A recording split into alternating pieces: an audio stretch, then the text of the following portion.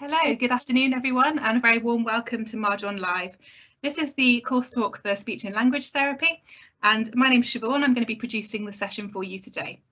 So I'm joined by some student ambassadors, so some current Marjon students, and also some of the academic staff team who are teaching on speech and language therapy at Marjon. So I just wanted to go through a few housekeeping things before we kick off today. So for those of you who are new to Microsoft Teams, you might not be aware that we can't actually see or hear you at the moment. But that doesn't mean that we don't want you to engage with the session. We're really keen to hear your questions and your feedback and for you to kind of talk to us throughout. So if you do have any questions that crop up throughout the session, just you can pop them in the Q&A, the live Q&A box, which you can see on your screen now. So that should look like two speech bubbles, and the top speech bubble has got a question mark in it. So you can write any question in there, and that will come directly to me, and then I'll be able to publish that question for you. So you're welcome to make your questions anonymously or to pop your first name in there, but please be aware that they will be published. If you have a question that you think is more private, that's absolutely fine. If you just pop private at the start of the question, then I'll know not to publish that one, and we can still definitely get an answer to you and answer that question for you, but we just won't publish it. Okay, so I'm now going to hand over to Dr. Julia Stewart, who's going to be starting the session with us today. Thank you. Okay, hi and welcome to our talk about the speech and language therapy programme. As Sian said, I'm Julia Stewart. I'm the programme lead for the SLT programme here at Marjon, and we're going to tell you a bit about SLT as a profession. We're going to tell you about the programme here at Marjon and answer your questions at the end. And I'm joined by my colleague today is Dr. Lindsay Parrott, who is our admissions tutor. Lindsay, are you there? Yes, I'm here, Julia. Hello, everybody. Thanks for joining. And Lindsay is a lecturer on the speech and language therapy programme. And we also have two student ambassadors, Julia and Rachel. Julia? Hello there. Which year are you in? Oh, yes, sorry. I'm currently in my second year. I've done the first half of my second year. I'm a part-time student, and from next academic year, I'll be doing the second half of my second year. Brilliant, and thanks for coming and supporting the talk today, Julia. And our other student ambassador is Rachel. Hello, I've just come to the end of my second year, so I'll be starting my third and final year next September. So yeah, that's me. Brilliant, thanks Rachel. Okay, so a bit about the speech and language therapy programme at Marjon. We're a really well-established course, very successful. We've been training speech and language therapists since 1994, so last year was our 25th anniversary. Most of the team here at Marjon, most of the lecturers also have a clinical background, so we're still registered as speech and language therapists, as well as being experienced academics who research at a national level, on a range of topics. We also have a number of external lecturers who come in and talk on their specialist topics and input into the curriculum. We are a small, friendly department. We know our students very well, and their success is the most important thing to us. So we offer excellent pastoral support. We have lots of year group tutorials, social activities going on that involve students and staff together so that we can really get to know you. I'm going to move the slide on now. It's a beautiful picture of Marjon in the sun there with the flags flying. And we're going to talk about the programme here and the profession SLT as well. So I'm sure most of you have done your research about speech and language therapy and know a little bit about what we do. But to summarise, who do we work with? Well, it's a brilliant profession that we work with people across the lifespan, literally from birth. So you may work with babies with feeding problems linked to cleft palate, for example. We work with children, teenagers, adults, older adults, and right to end of life care. So whichever age group you enjoy working with, that comes in our remit. And our areas of interest, speech and language, obviously our title is speech and language therapist, so we're very interested in how people express themselves, the sounds they use to do it, the language that they use, whether that's developing typically or not. And more widely, sort of putting that in a broader context, it's about how we communicate our message using non-verbal communication, how we interact with each other in groups, in classrooms, in different settings. And I'm sure most of you know, although it may have been a surprise to some, that we also are the specialists responsible for working with people with eating, drinking and swallowing difficulties. So if somebody's had a stroke and following that has difficulties with their eating and drinking, it's the speech and language therapist who will go and do the assessment and work out if there's a problem. So we work with people with acquired disorders, so that may be as a result of a specific illness. We work with children with developmental difficulties and people with lifelong communication disabilities for a range of different reasons. Maybe that's a learning disability or a physical disability. And within that, we're working with people who use AAC, which is Lindsay's specialist area, which is alternative and augmentative communication. And that can be low tech or high tech. So you've got a picture there of somebody using an electronic device to communicate, and that's part of our work as well. So as you can see, it's really varied, and that's what makes it such a fantastic profession, or one of the things that makes it such a fantastic profession. So on here, I've just summarised some of the disorders that you may come across. So people can have a speech and language disorder as a result of a whole range of things. For example, a hearing impairment, a neurological disorder. It's people who have a stammer. I've got a picture of Adele there because she had a voice problem and had to have some surgery on her larynx as a result of some problems there. And we work with people who have voice problems, people who are on the autistic spectrum, for example. And there's a label there saying young offenders, and that's because there's a growing body of knowledge and research that shows us that a lot of people in the justice system actually have speech language communication difficulties, and they're often undiagnosed. So that's an area, a growing area of interest and people that we work with. So speech and language therapy at Marjon. The programme as BSc is 3 years full time. It's quality controlled, assured by the Royal College of Speech and Language Therapists and the Health and Care Professions Council, which means we're validated and approved. So if you complete the programme, you will get a degree and also be eligible to register with the HCPC as a speech and language therapist. So it's a direct route to working as an SLT. Some of you may choose, for various reasons, to do it part-time, and that's fine. It can be across 4 to 6 years. So if you did it wholly part-time and did each stage, would take 2 years to complete. That would take you 6 years to complete the degree. You can also jump on and off, so you could do the first year full-time and then switch to part-time, or vice versa.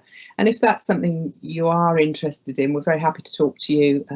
You can email us, or we can arrange a call and discuss it further, whether the part-time route's for you. Now, I've put a slide in here about the finances because that is obviously important. The fees for your studying are the same as any other degree, and you would apply to the Student Finance England for a loan to finance your studies.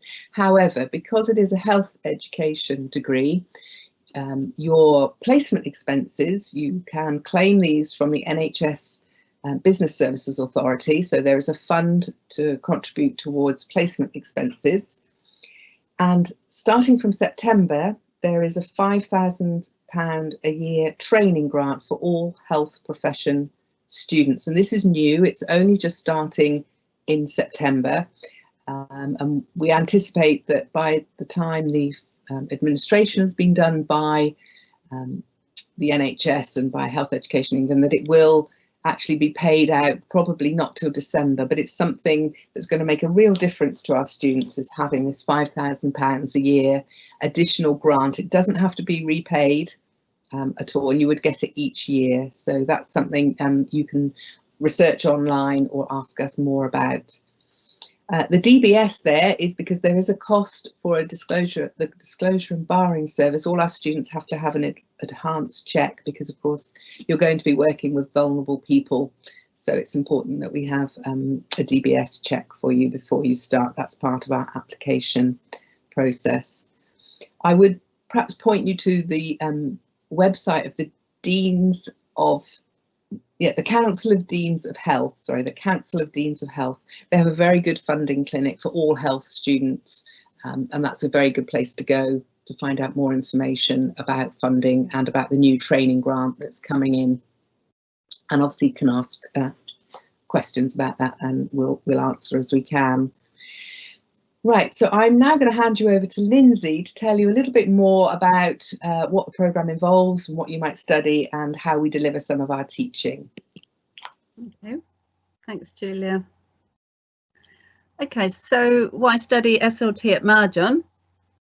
One of the aspects of our curriculum that we have focused on developing over a considerably long period of time actually, and that is looking into how students learn to be competent when working with people with eating, drinking and swallowing difficulties. We've played a role nationally and internationally with our research, and the students participate in a curriculum that gives them practical experience through the teaching, but then also when they go off on placement. We have a very prescribed route as part of the curriculum of knowledge that we expect you to develop with obviously our facilitation. And we also recently have developed a very exciting learning opportunity where students work with dentists, trainee dentists, and also dietitians. And the picture on the right of your screen, or it could be the left, I'm not quite sure, is taken from when that's a speech and language therapy student in the dietitian's kitchen, where they worked cooperatively to make a meal that was of a acceptable consistency for somebody with a swallowing difficulty. So I think that's probably all about that slide, Julia. So if you want to move on. Thank you. Another aspect of our curriculum is the on-site clinic that we have. Currently we have 2 clinic rooms. One is a big clinic room and one is a small clinic room, and in between the 2 clinic rooms we have a room that's an observation room. So you can watch whilst concealed behind a one-way mirror, and you can watch the clinical activity going on in the clinic rooms. Why this is important is because we have very good links with our colleagues around us at the hospital and at the rehabilitation centre. And we run specific groups for various client groups, 2 of which are for people with Parkinson's disorder and their carers. And another group that we run is a group for people who have aphasia, so language problems as a result of a stroke, who have a particular difficulty in reading and writing.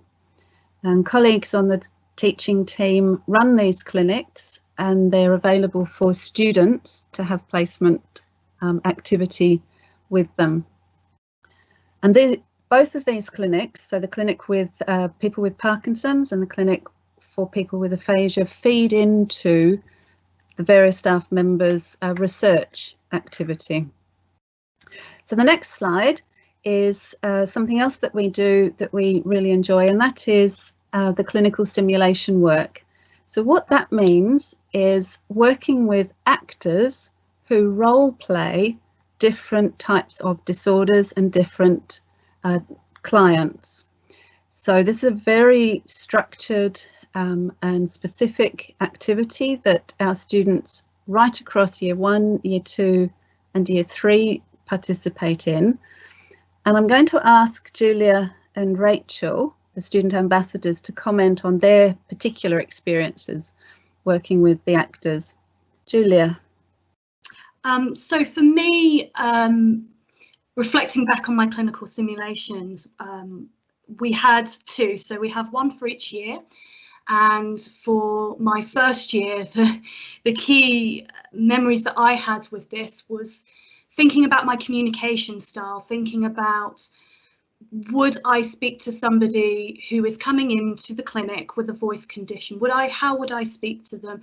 What would be my approach? Would this be the same as seeing somebody who might be coming in having aphasia? Probably not. And I think for me, the key aspects which I learned from that was really reflecting on my own communication style, and it really very much prepared me for my upcoming placement afterwards about how am I going to approach this person, what worked well, what didn't.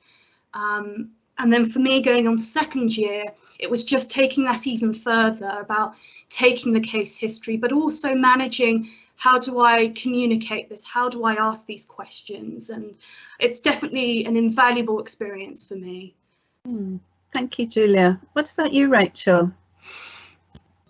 I think for me, particularly in first year going into the clinical simulations, it was quite a nerve-wracking experience, knowing that I was going to be working with actors. But it's actually something that as soon as you're in that environment, when you throw yourself into it, it's such a brilliant opportunity to get constructive feedback. And I think that's something that the course at Marjon is really good at providing you with, is opportunities to get really constructive and positive feedback in an environment that just feels quite comfortable. And yeah, it just gave an opportunity for that. And it was about sort of developing myself as a clinician and thinking forward into, like, when I am working, how I'm going to present myself as a therapist. And like Julia said, because you're working with different actors who are sort of simulating different conditions that people we might be working with, it kind of gives you that experience right across the board. So yeah, it was a really valuable experience in both years. Thank you, Rachel. Thank you. Next slide, Julia. So this is a map that leads us into talking about the placements, so the clinical placements that you undertake when you study speech and language therapy at Marjon. You'll recognise that this is a map of the southwest of England.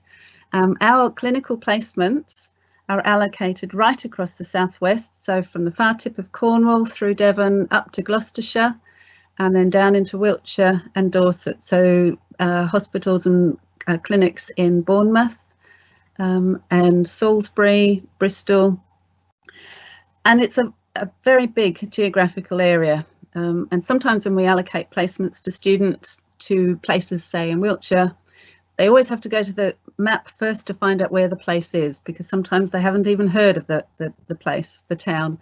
So it is a very extensive area, which means that travelling is required, and some students will use public transport, some students will use their own car, some students share when they go off on placements. With our programme, you have to undertake 5 clinical placements across the 3 years. So that's 1 placement in year 1 and 2 in year 2 and 2 in year 3. We organise the placements for you. We work with our clinical colleagues in all of the different trusts, independent practices, etc. And they give us the placements according to their staffing and ability. And then we allocate the placements to you. So you don't have to source your own placements. We do that for you. And we work with you when we're doing that. So if you have caring responsibilities, we take that into consideration. And we make sure that you gain a variety of experience across lots of different contexts. So maybe working in Bristol, which is a city that has a different type of client group to perhaps the rural areas of Cornwall. So we look at your experience profile and make sure that you have a diversity of different settings and different client groups. You're assessed, or your competency is assessed across all of the clinical placements that you undertake, because we have to ensure that you are competent, i.e. capable to do the job when you graduate. I think that's it, Julia, if you want to move the next slide. Oh, sorry, no, I was just thinking, actually, Julia and Rachel, did you want to comment on some of the places that you've been to so far? Perhaps Rachel, if you want to. Hello, yeah. Yeah. So my placements so far, I've had 3 placements so far. So my first placement seems like such a long time ago now. I was in my first year, and I was based in the community in Exeter, working with a number of different SLTs in paediatric settings. And I think that was, now I'm very grateful for that placement. It was a brilliant first placement to have, because it just got me used to working in different settings and how I presented myself sort of in a professional context, because it was suddenly very different seeing everything I'd been learning about at university and lectures suddenly in practice. So that was brilliant. I really enjoyed that placement. And then my second year, I've had a placement that was in Bournemouth for 1 day a week, which was obviously quite a journey to travel once a week, but luckily I had somebody I could stay with up there, and it worked out quite well. I found that lecturers generally were really, really sort of accommodating when they knew that people were travelling further distances in terms of then sort of their work elsewhere. They were just very accommodating for the extra pressure that placement does put on you, especially when it's just the 1 day a week.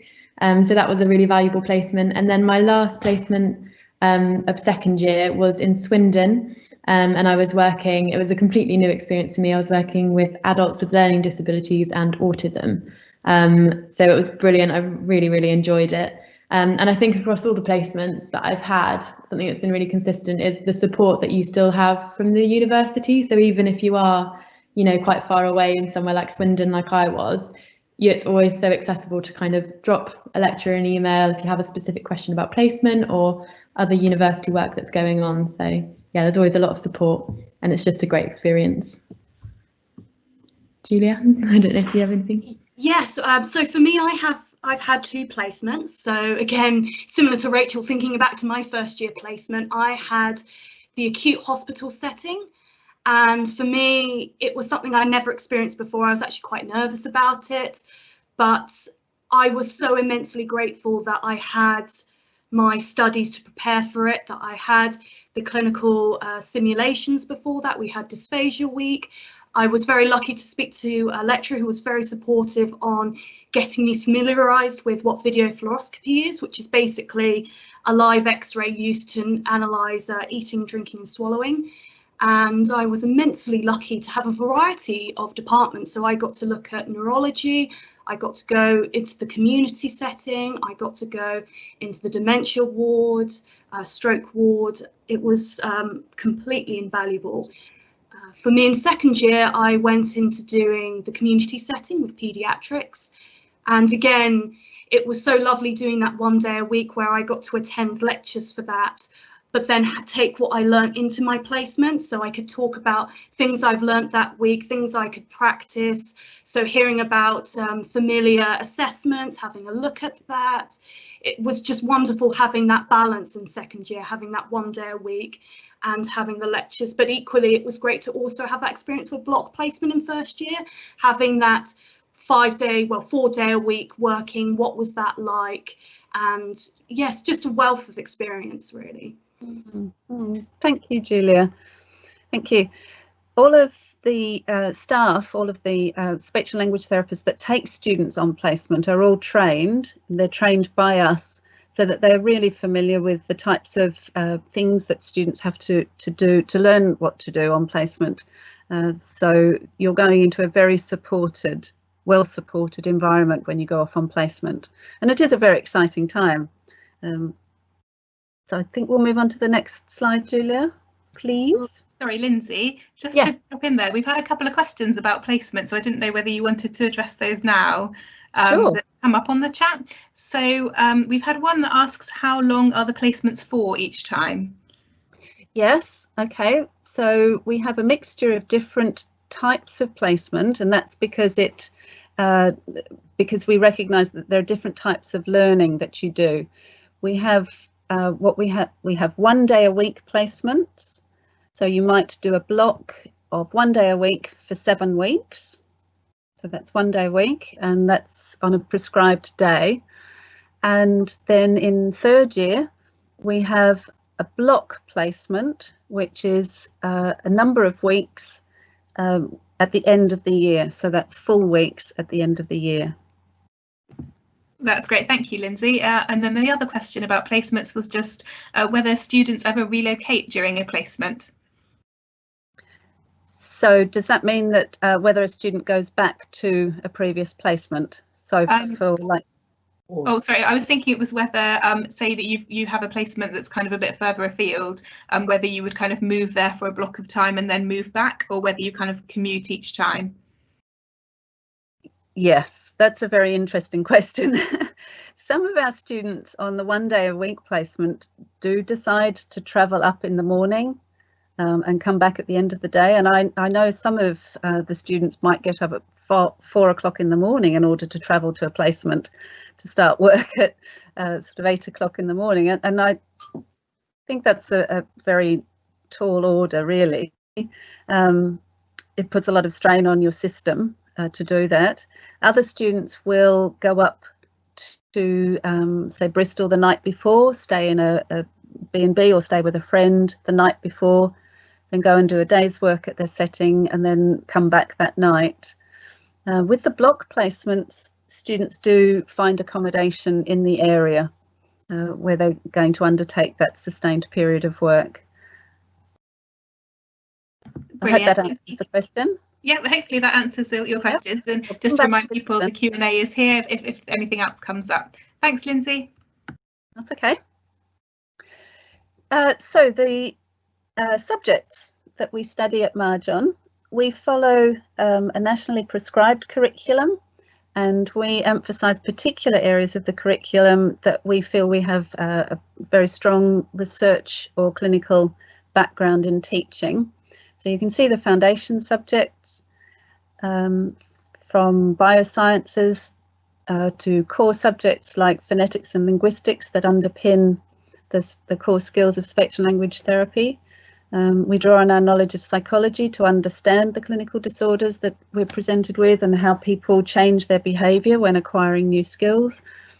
We have research methods that go through the 3 years, because we are a profession that is grounded in science, and we have to know how to evaluate the credibility or the strength of any research that's going on to decide whether or not it's suitable for our clients. Professional knowledge and skills is the module that takes in the placement, the clinical placement, and that again runs across all 3 years. And we have a couple of other modules there that are distinctive to Marjon, in particular lifelong disabilities, and I'm emphasising that one because that's one of my favourite modules that I lead. We do that one in year 1.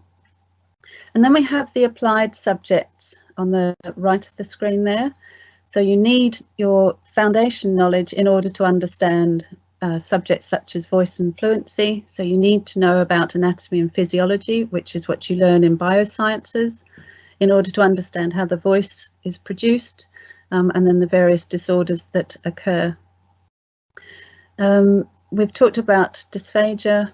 I need to flag up about augmentative and alternative communication, or AAC, because that's another module that we focus on at Marjon, because we recognise the complex communication needs of some of our users and the fact that they are lifelong concerns.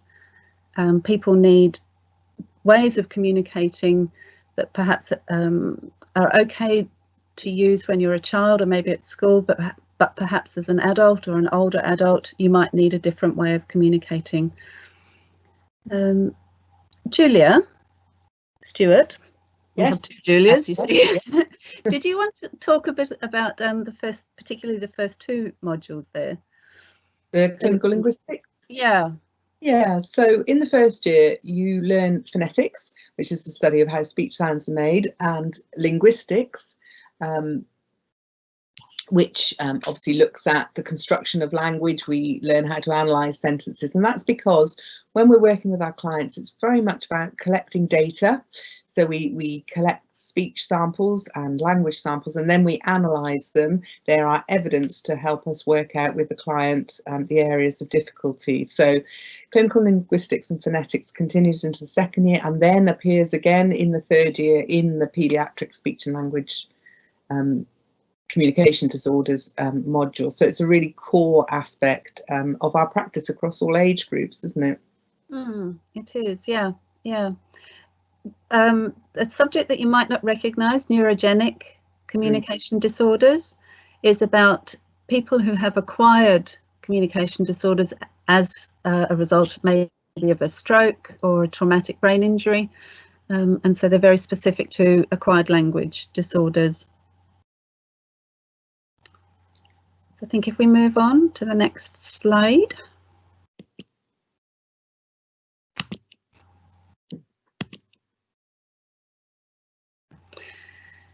So this slide is about you. So what are we looking for at Marjon? We fundamentally want people who are fascinated by how we communicate and interact. We want you to be excellent, or to have excellent listening and communication skills. And without doubt, as our student ambassadors have said, we enable you to focus on your communication and listening skills across the programme and to develop them for professional activity. We all work as part of a team, whether we're students, staff, on a clinical placement, and with our patients or clients. So you have to be able to work as a team. Every person that presents to us has what you could call a problem. So they're looking for support. And it's our job to help solve that problem for them and to work with them to find solutions to enable them to communicate and interact more efficiently. So you have to be good at solving problems or interested in solving problems. Perhaps I might come to the two student ambassadors when I just introduce this next one, which is about a capacity to study. Obviously, it's a 3-year Bachelor of Science degree. And so you do need to sustain your study skills across those 3 years. Rachel, could you and Julia comment just very briefly on that, having that capacity to study? Rachel. Hi, yeah. So the capacity to study. Yeah. Do you mean in terms of the logistics of the course and things like that, or? It's hard work. It's hard work. Okay. Yeah, it definitely is. It's a big undertaking, and I think when you're looking at any university course, of like considering university, quite often when you're looking at the breakdown of modules on a screen, you perhaps don't appreciate the amount of time and effort that is then gonna, the hours that you're gonna have to put in person. And I think I certainly didn't, and it's something that I had to adjust to quite quickly, sort of realizing what I had taken on. But I think if you're passionate about it and you enjoy what you're learning, then although yes, it is hard work, because you're enjoying it, you're getting so much out of it that it's definitely worth it. But yeah, you certainly have to have the time and the sort of motivation and ambition to do it and to do it well. So yeah. Thank you. Julia, did you want to say something? Yes, I mean, Rachel's very much spoken about what I was thinking. It is a professional route degree, and I think that's exceptionally important to remember when considering doing speech and language therapy.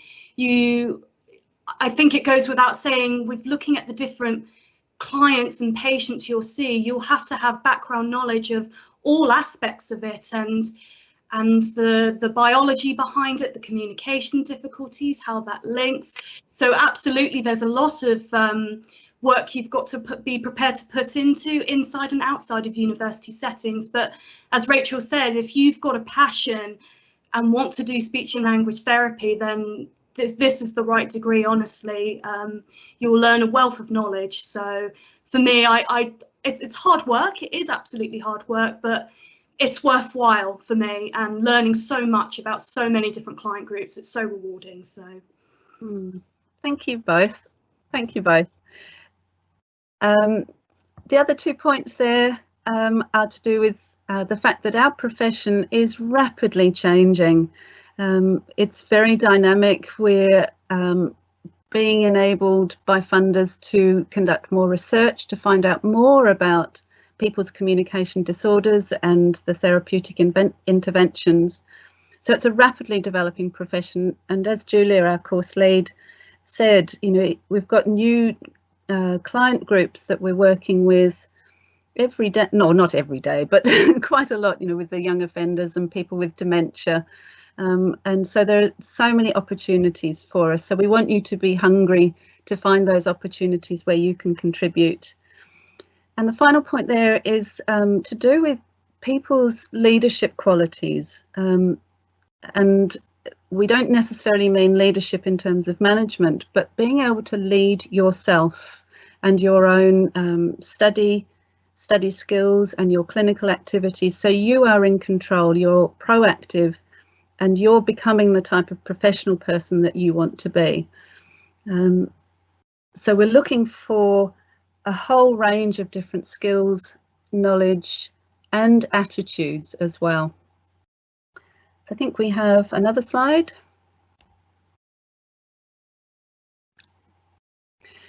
So when you apply, you will be we look at your personal statement, and we read that very carefully to do with your qualifications, and then we offer an interview. We interview all suitable students or prospective students, and you're interviewed by members of the teaching team and our clinical colleagues as well. So we're looking again for the right qualifications. We're especially looking for your background knowledge of speech and language therapy. And that knowledge might come from looking at YouTube and some of the clips of people with communication disorders, or watching appropriate films, or reading novels, doing some research. Some of you might be able to shadow a speech and language therapist or assistant. People come to us with a range of background information. We're definitely looking for a commitment to the profession and helping people, working within dynamic organisations. And we've talked about people having the right skills and the right values as well.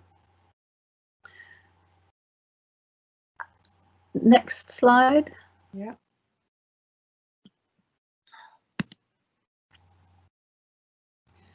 Okay, so there are my email address, Elle Parrott, and Julia's email address as well. So if you have any questions, or you want to ask us questions following on from this talk, we're very happy to email you or to talk to you about other queries that you might have.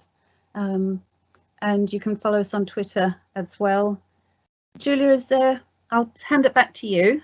Yeah, no, Julia's I think yeah, you've covered. There is one more slide, which is a slide that talks about other presentations that are available to you to find out more about Marjon in general. So there are lots of different online talks going on that you can book into to find out more about things like finance, mental health support, disability support, how to apply, etc. So that slide is there for you to remind you of other things you might be interested in. But thank you, Lindsay. I think you covered everything.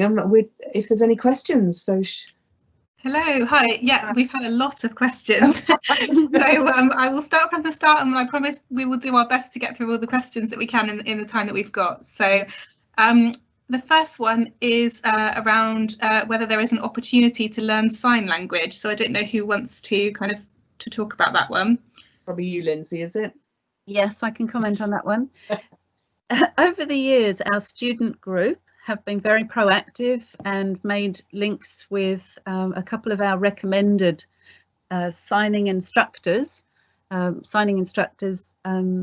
teach Makaton.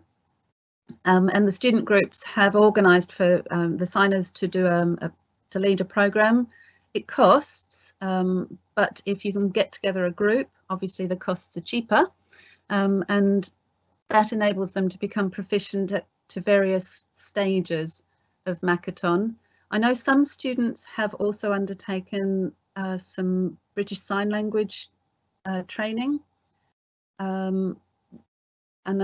but we don't, as part of the curriculum, we don't teach you signing. We encourage students to do that as a separate activity.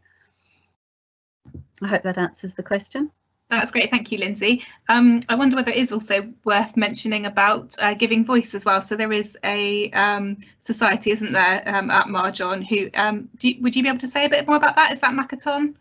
No. So the No. Giving Voice group, which Julia, actually student ambassador Julia, is part of, I know, that's linked to, there's a national campaign by the Royal College of Speech and Language Therapists encouraging both clinicians and students to get involved with Giving Voice, which is all about promoting speech and language therapy as a profession and an understanding of the types of difficulties that people might have with their communication. And we have a really active group on campus who do lots and lots of different activities, and part of that has been doing some sign singing, so having a choir that signs and sings as one of the things. But they've done a whole wealth of promotional activities both on campus and off campus nationally. They've produced a film recently with some singing on that, an aphasia choir. So they're an amazing group that students can choose to get involved in as part of a national campaign. Yeah. That's brilliant, thank you. So over to the other Julia. Did you say that you're a member of Giving Voice? Is there anything that you'd like to share on that? Yes, a very proud member of Giving Voice. I've been doing it for the past 2 years. We have done a huge range of things, and Julia has touched on that very much. So last year we got involved with doing a campaign for AAC, where each year group would present signing, so signing, PECs, and using AAC devices to sing the song This Is Me. We got national recognition from the Bulletin last year for that, which was fantastic. We've been very proactive this year, so we got involved with the general public about, again, AAC awareness, specifically looking at British Standard Sign Language. So we worked with Lush in the Plymouth area, where we were able to talk to the general public about it, about the impacts of, you know, living with an AAC. Alongside with that, we were able to have a look at the apps that they were developing to support people who may not be able to communicate in traditional methods. We've also been, again, mentioned this year in the Bulletin for our contributes towards dysphagia awareness. So we've been doing modified puddings together with the group, and it's been generally a fantastic year. But particularly with Giving Voice, it doesn't matter what background you have, we all come together, we all collaborate. It's a very relaxed group, and we learn from each other. It's been a very rewarding experience, and it continues to be rewarding. That's brilliant. Thanks, Julia. It's great to hear you talk so enthusiastically about it. That's really good to hear. So the next question we've got asks, once qualified, would it be easy to get work in other English-speaking countries, for example, New Zealand or Canada?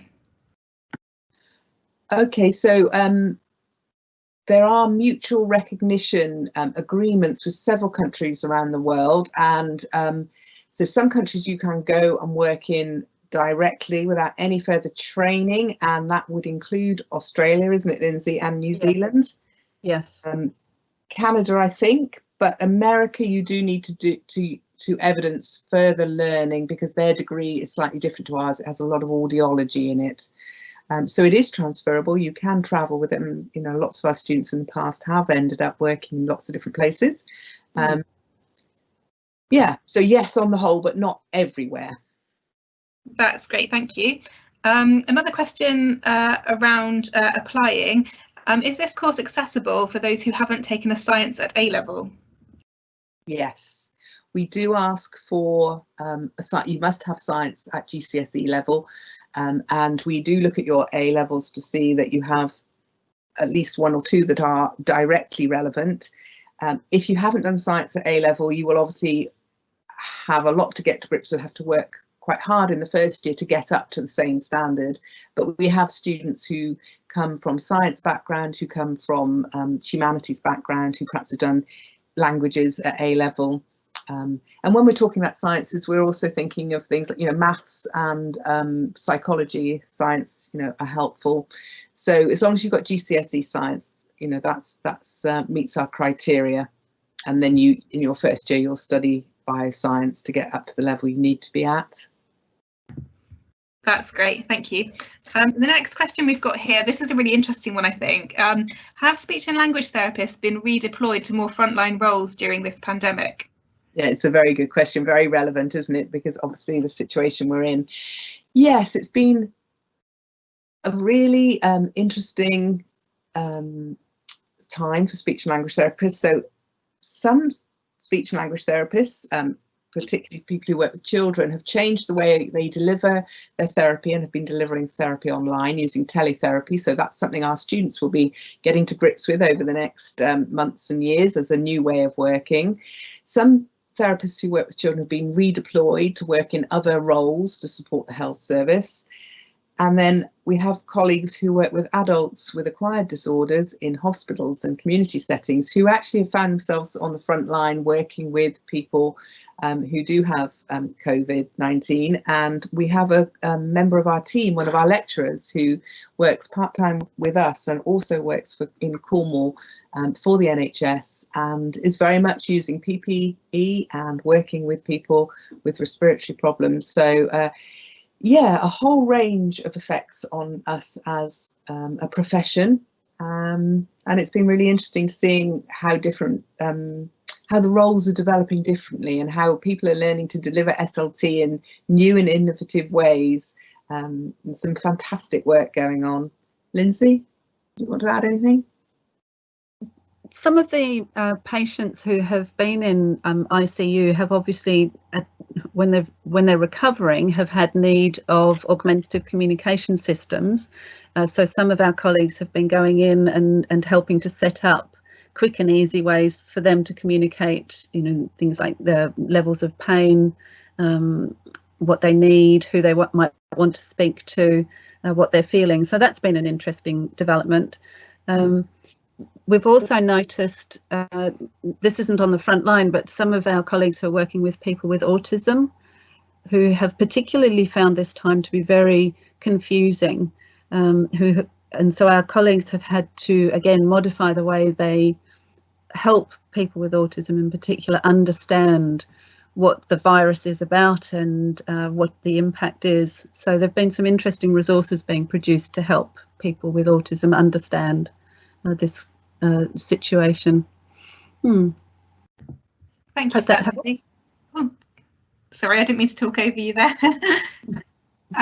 We have another question here around SLT at Marjon. How many hours of lectures and self-study are there each week? I think in the first year it's about 2.5 to 3 days of lectures. It is full time. I think the official is about 200 hours per module of learning. That doesn't mean 200 hours of contact. It's about 40 hours, at least 40 hours of contact in the first year. So it's going to be a real mix of, particularly this semester A being different with the coronavirus. There is going to be online learning, so there will be tasks that you will engage with online, but there will also be chances to come onto campus for small group work. The timetable's not quite finalised, but typically it's about 3 days contact and 2 days self-study. So it is full time. There's not a lot of spare around the edges. We've got a lot to get through in 3 years. Okay, great. Thank you. Sorry. And if I could just add there, so for example, in second year, you'd have your 3 days a week of study plus a day's placement, and then you'd have your study day. So that's worth factoring in. Thank you. Brilliant. Thank you, Lindsay. So the next question on here, I'm afraid they keep coming in, so I really do hope that we can get them all your questions answered in the next 10 minutes. So how many students does the course take each year? Do you have a number of places available, a specific number? We can take usually up to about 40 students are in each year, because our numbers really depend on our placement capacity. So we wouldn't be taking hundreds and hundreds of students because we wouldn't be able to find them enough placements. But we typically have between 30 and 40 students in a year, yeah, on average. Great, thank you. And we've had another question here from somebody who asked whether having a hearing disability would stop them from becoming a speech and language therapist. No, we have a number of students who have different levels of hearing impairment. With unaided hearing, our line is you just have to achieve the required competencies and academic levels. So if whatever level your hearing is at, if you've got aided hearing, it's fine as long as you can do the phonetics, as long as you can transcribe speech, as long as you can achieve the competencies. There's absolutely no reason why, like any other student, the same rules apply. Just pass the modules and achieve the competencies. Brilliant, thank you, Julia.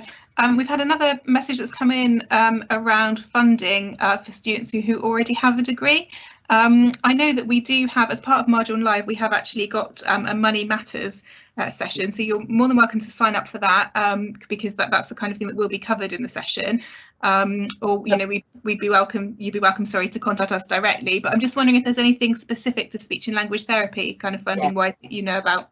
Yes, there is. So we're one of the exemptions. So even if you have a first degree that you have a student loan for, if you study a health education degree, a health profession degree, OT, physio, nursing, SLT, you are able to apply for a second student loan. So if you've had one, it doesn't mean you can't have another one for a health profession. So that's good. That's really great news. Thank you. Yes, that's good to know. I'm sure the person will be pleased to hear that. In placements, will there be a chance to work with children? Yes, you work with both children and adults across. You have to do a certain amount with both. That's fab, thank you. We've still got a few more questions here. Do you know whether there will be face-to-face teaching in September at Marge On? So what will happen next year in regards to placements? Okay, so obviously we're all working to plan for September and very mindful of both of government advice and what's going on in the NHS. So yes, we will be delivering a lot of content through online learning. So that is different. It's not something that we would typically do, but we are able to do it. We've been doing it since March with lots of different ways of delivering our teaching. So there will be a lot of online learning. However, the timetable we're planning also brings students onto campus for small group work seminars, and the university is working out very much how that can be done safely and with social distancing. So that's all in the pipeline, but we do want to have opportunities to work with you in small groups. It'll be less than it would have been typically. And at the moment, Health Education England are planning for placements to return to normal as of September, but normal being perhaps a new way of working with lots more teletherapy with the use of PPE where it's needed. So our fourth years, we have some fourth years from an old programme who will be finishing their placement in September. And we're looking at how the second and third years will have some placements. So it will be different for a while, and we all know that at the moment. But yes, there will be placement, there will be online, and there will be some contact. That's fab. Thank you, Julia. I think we finally got to the end of the questions, but we still have a few minutes left. So anyone who'd like to put their questions in now, please feel free. How many weeks per year does the course last for? So I think it's just around kind of the term times. Off the top of my head, I can't count. The semesters are about 13 weeks of learning and exams. So basically you start mid-September and you have 3 weeks off for Christmas. Then you come back after Christmas and obviously you work through, I think there's a reading week at half term and then 2 weeks off for Easter. And then our students in the first and second year are usually finished sort of mid-June, so slightly longer than a typical university year. Our third years go to July, and that's because with the prescribed curriculum and with all the placement, there is a lot to get through. But basically 3 weeks off at Christmas, 2 weeks off at Easter, and you do get most of June, July, August. So you get about 3 months off in the summer. So a lot of students would then get jobs in the summer, usually, or, you know, travel. That's great, thank you. And we've just had one more question come in as I asked that last one. Around graduates, and this might be something that also the student ambassadors might want to kind of expand on their views and what they hope to do after graduation. But once graduated, how many graduates go into work focusing on voice and voice disorders? Okay, so voice and voice disorders is not an enormous area for our profession. You know, most hospitals have a voice specialist, and we all graduate ready to work with people with voice disorders, and some people do go on and specialise in that area, but it's not the biggest area that we work with. Most people will go and work with children or in acute and community settings with adults, and there may be some opportunity to work with voice, but we do have a colleague on the team who is a voice specialist who works with trans people, so she's developed a specialism there. So there is opportunities, but it's definitely not a really big area. Would you agree, Lindsay? Yes, I think you've answered that well, Julia. The other area that might be relevant is working with people who have oral cancer. Oh yeah. We have there are clinical colleagues who work in head and neck cancer in the acute hospital. So they obviously work on helping people retain or regain voice, good voice, vocal habits after various different operations. Yeah. Brilliant, thank you. So that's all the questions that we've got in there at the moment. We do have a couple more minutes left, so I don't know if there's anything else that that Julia or Lindsay you'd like to add before we leave today. No, just that you know, I hope you found it interesting that you have if you have an interest in speech and language therapy, we're always very happy to receive your emails and talk to you more and share our knowledge with you. We're all very passionate about it as a profession, and think it's got so much potential for you to do lots of different things. It's a brilliant profession that we're very proud to be part of, really. Lindsay? Yes, I'd just like to add that as the current admissions tutor, when you apply, I will be reading your personal statement in the outset, and then organising the interviews. So I really enjoy doing that, and I really enjoy reading about all the diverse experience that people are coming to us with. There's so much variation in things that you're interested in, your experiences, your strengths, what your passions are. So I do encourage you to share that with us when you're writing your personal statements, and then when you hopefully come to us for an interview and hopefully beyond. Thank you. That's brilliant. Thank you, Lindsay. And thank you, Julia, for popping that slide back up. So for anyone who has maybe you kind of come off this session today and you think, oh, I wish I'd asked that question, it's great to have Lindsay and Julia's email addresses there. So please do feel free to ask those questions to them as well. If you've got any kind of wider university questions, you can always drop us an email on visitus@marjon.ac.uk. And we'll do our best to find out the answer for you, so we can forward your emails on to the relevant person, and then they'll be able to get back to you as well. I did just want to also just spend a minute talking about the Marjon Live programme. So for those of you who this is the first session that you've joined, Marjon Live is running over the summer, and there are course specific sessions as we've done today, but there's also some kind of university wide sessions, things around student funding, student life. Oh, thank you. The slides just popped up there. Virtual campus tours, so you can kind of ask questions about things like accommodation, life on campus, clubs and societies, kind of details about how to make your strong application, and some sessions for parents and supporters as well. So there's lots of things there that are really kind of good to get involved in. So we really hope that we'll be able to welcome you to those sessions, and you'll be able to join us again soon. So I just want to say a big thank you to Dr. Julia Stewart and Dr. Lindsay Parrott for today's session. I think hopefully it's been really beneficial for everybody, and I'm pleased that we've been able to get all your questions here answered. And also thank you to Rachel and Julia. It's been really great to hear about your experiences as part of the Marjon community, your experiences on the course and your placements as well. So thank you for your time today. So thank you everybody for attending, and we hope to welcome you to another Marge on Live session soon. Thank you.